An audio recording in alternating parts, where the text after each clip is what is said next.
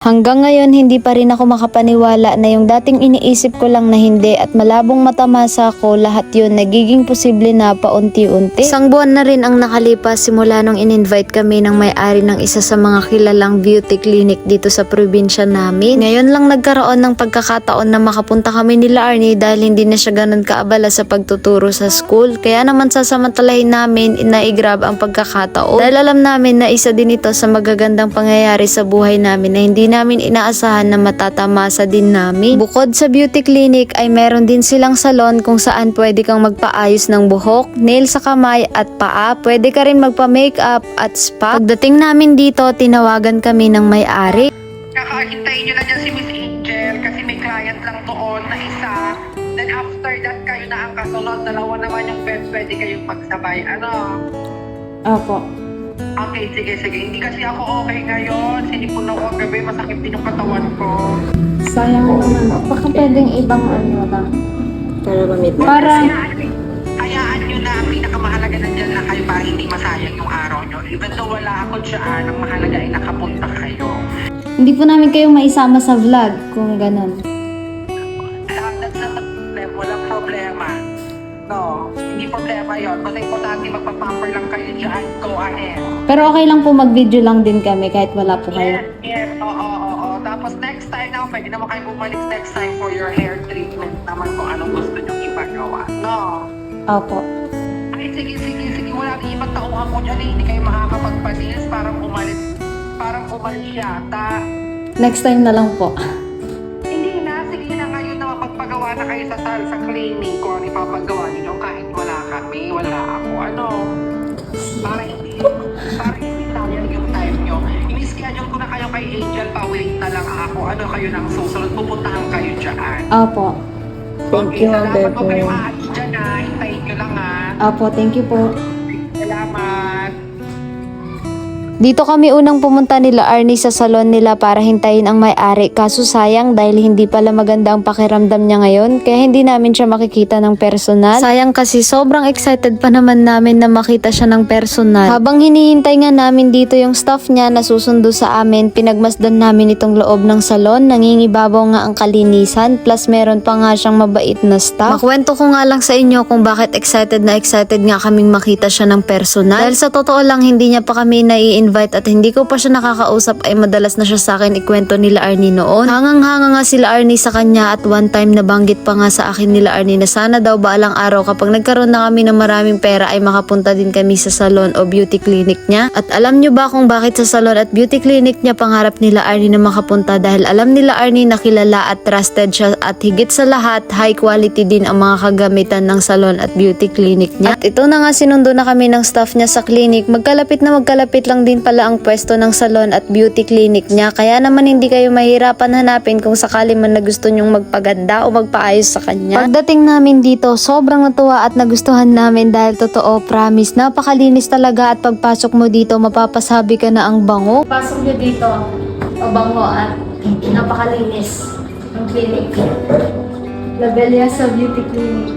Hindi nyo nga din po kailangan magduda o mag-alala dahil siguradong lihitimo ang beauty clinic nila dahil lisensyado nga ang may-ari nito. Pagdating namin dito, chinek ng staff ang condition ng balat ng mukha ko. Ang sabi naman makinis daw ang skin ng mukha ko pero dry. Kaya naman ang gagawin niya daw, hindi ko na natandaan yung exact na sinabi niyang tawag doon. Pero basta gagawin daw na mas glow ang skin ng mukha ko. Sa totoo lang, naghahalo talaga yung nararamdaman ko dito. Sobrang na-excite na sobrang nahihiya dahil ito ang unang beses ko na magpapa-facial treatment. Hindi kasi ako sanay sa mga ganitong kaganapan ng buhay ko, lalo na pagdating sa pagpapaganda. Wala talaga kasi sa isip ko ang mga ganitong bagay, lalo na dati nung wala pa ako sa mundo ng vlogging. Dahil bawat salapi na kinikita ko noon maliit o malaki, sobrang halaga na sa akin. Para bang ayokong gastusin dahil gusto ko ilaan lang lahat sa pangarap kong sariling lupa at bahay at sa pang-araw-araw na pagkain. Lumaki kasi ako sa napakahirap na pamumuhay kaya naman lumaki din akong kontento na sa 3 beses kumain sa isang araw. Yung tipong sapat na sa'yo sa'yo na may nasusuot kang damit at tsinelas. Sapat na sa'yo na may laman ang tiyan mo. Hindi na importante na wala kang meron sa kaibigan o sa kapitbahay nyo na mas angat sa inyo. Kahit nga ngayon na kahit papano may kinikita naman ako sa pagbablog ko, hindi pa rin mawala sa isip ko na dapat kung ano yung kikitain kong pera, unahin ko dapat ilaan sa mas mahalaga. Sa mga bagay na alam kong magpapagaan ng pamumuhay ko o namin nila Arnie. Yung tipong hindi na magiging tulad ng dati. Ayoko rin kasi tumanda o lumipas yung araw o panahon na paurong o pabalik sa hirap ng buhay na dinanas ko noon. Alam niyo po, sa totoo lang, bukod sa kaligtasan, malusog na pangangatawan at mga blessing na natatanggap ko, isa din yon sa pinagpapasalamat ko. Yung lumaki akong natutunan ko kung paano pahalagan yung salaping hawak o kinita ko, kung saan ko dapat mas mabuting gastusin. At ito na nga, pagtapos ng ilang proseso na ginawa sa pagpapaganda ng skin ng mukha ko, naghintay nga lang ng 30 minutes at pagtapos nilagyan lang ng sunscreen at ito na nga ang resulta. Unang session pa nga lang ito, nakita ko na agad ang pagbabago ng balat ko. Yung dating dry na skin ng mukha ko ay unti-unti na ngang mag-glow. Sa mga susunod nga, pag nakaluwag-luwag ulit kami nila Arnie at pag may sobrang ipon namin, ipapaayos o ipapatanggal ko naman itong peklat sa mukha ko para mas maging confident pa ako pag humaharap ako sa camera o sa maraming tao. Kasi sa totoo lang, kung minsan nawawalan nga ako ng kumpiyansa dahil mapapansin nyo nga may mga peklat nga ako sa mukha ko. Sign nga yan ng mga hirap na pinagdaanan ko noon. Kung gusto nyo nga rin po palang magpaganda o magpaayos o may gusto kayong ipagawa o ipatanggal dito sa La Belleza Beauty Clinic, ito nga po pala ang mga ino-offer nila dito. Nag-i-inject din sila dito ng gluta, nag-aayos ng kilay, lashes, hair and makeup. At kung gusto mo naman magpa-massage at magpa-wax, aba, meron din yan dito. Kung gusto mo naman magpabura ng tattoo, wag ka nang lalayo kasi meron din yan dito. Kung meron ka namang mga warts sa balat mo, meron din sila ditong warts removal. May slimming service, Barbie arms, hair rebonding, scar laser, at skin rejuvenation. O diba, halos lahat nandito na kaya wala ka na rin hahanapin pa sa iba. At ayan nga sila Arnie, relax na relax. Sobrang natutuwa din naman ako na nararanasan din ito nila Arnie, tulad nga ng sabi ko na sabay kaming aangat sa kahirapan. At kung ano yung ginhawang matamasa ko, gusto ko ding matamasa niya yun. Dahil nakita ko din ang paghihirap na pinagdaanan niya dati. Magkaiba nga po pala kami nila Arnie ng skin condition, kaya magkaiba rin ang proseso na ginawa sa pagpapaganda ng balat ng mukha namin. Masasabi kong kung gusto ko ulit pumunta sa beauty clinic ay dito nga ako babalik-balik dahil bukod sa trusted high quality material, sila din ay maalaga sa customer, maasikaso at magaan din ang kamay ng staff nila, kaya talagang marerelax ka. Habang hinihintay ko nga sila Arnie na matapos dito, balik nga tayo sa kinukwento ko sa inyo kanina tungkol sa may-ari ng beauty clinic na to. Kung natatandaan nyo nga kanina nung nag-usap kami sa call sa unang part ng video na to, nabanggit niya nga na hindi raw siya makakapunta dito sa clinic niya at hindi nga raw siyang makakapag-asikaso sa amin. Kaya sabi ko kay La Arnie, next time na nga lang ulit kami pumunta dito kasi gusto ko talaga siyang makita ng personal. At syempre, gusto ko na rin siyang maisama sa vlog ko. Nabanggit kasi sa akin dati nila Arnie na ang may-ari pala nito ay inspiring din ang kwento ng buhay niya. Na bago nga siya umangat sa buhay ay hindi nga ganun kadali ang buhay na pinagdaanan niya. Kaya sabi ko nga kay La Arnie, siguro dahil kaya niya nga tayo in-invite dito sa beauty clinic niya ay na-appreciate niya nga tayo. Alam niyo naman din na ang gustong-gusto kong nakakasamang tao ay yung talagang merong inspiring na kwento ang buhay. Alam ko kasi na marami akong mapupulot o matututunan na aral sa kanila. At ang pinakagusto ko rin talaga ay yung nakakapakinig ako ng inspiring na story ng buhay ng isang tao. Kasi ang gustong-gusto ko yung may natututunan ako kung paano lumaban sa hamon ng buhay. Yung may matututunan ako kung paano dumiskarte at umangat sa buhay. At syempre yung matututunan ko din kung paano ibaliwala yung mga taong mapanghusga at mga taong hindi naniniwala sa kakayanan ko. Sa mga gusto nga po pumunta dito sa La Belleza Beauty Clinic, hanapin nyo nga lang po ito sa Barangay 3, Maria Aurora, malapit sa Catholic Church. At ito naman po ang kanilang page o account kung saan pwede nyo nga silang i-message kapag magpapa-schedule nga po kayo. Pag uwi namin nila Arnie dito sa bahay, naghanda na agad kami na makakain namin para sa pananghalian namin. At bali nagluto nga lang kami ng ginisang kalabasa at nagprito nga siya ng bangos. At eto nga, kakain na kami. Lord, maraming salamat po talaga sa lahat ng blessing na hindi namin inaasahan. At maraming salamat din po sa lahat ng sumusuporta sa amin, sa walang sawang nanonood at nag-share at nagko-comment sa lahat ng video namin. Hanggang dito na lang po muna ang video namin. Maraming salamat po sa panonood nyo. Palagi po nating piliin mamuhay ng simple at walang inaapakang tao.